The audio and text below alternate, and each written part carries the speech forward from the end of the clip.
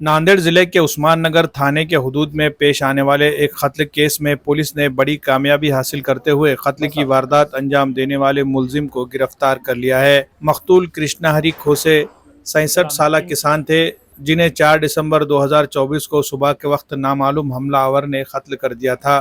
कत्ल की तफ्तीश कैसे आगे बढ़े, इस सिलसिले में मालूमात देने के लिए आज जिला एसपी अविनाश कुमार ने एक अहम प्रेस कॉन्फ्रेंस तलब की। वाक़े के बाद नांदेड़ के जिला एसपी अविनाश कुमार ने केस की तहकीकात के लिए लोकल क्राइम ब्रांच एलसीबी को हिदायत दी थी। पुलिस इंस्पेक्टर उदय खंडेराय की क़यादत में 4 टीमें तश्कील दी गई, जिन्होंने शब रोज़ मेहनत करते हुए मुखबिर की मदद और आईनी शाहिदीन के बयानात की बुनियाद पर तफ्तीश को आगे बढ़ाया।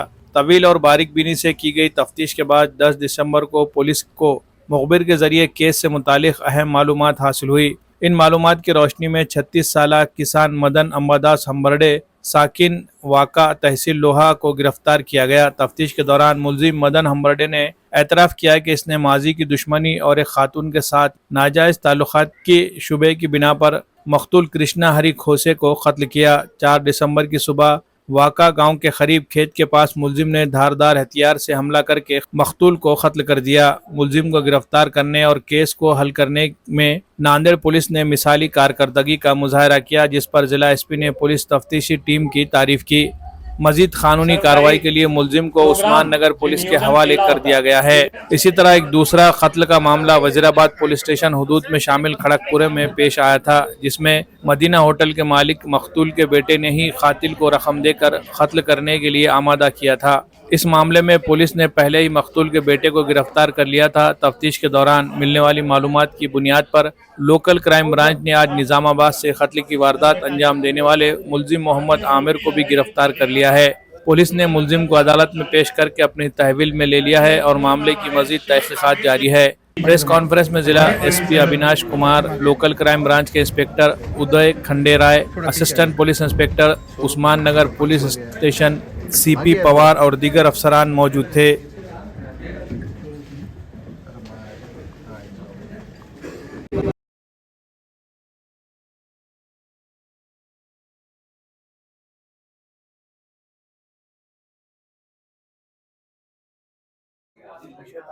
4/12/2024 में उस्मान नगर पुलिस स्टेशन के हद में वाका जो गांव है, वाका और वाका फाटा के दरमियान जो रोड है, उस रोड पे एक 60 to 65 ईयर्स ओल्ड आदमी की खून चाकू से मार के उसको जबरन जख्म करके उनका खून किया गया था।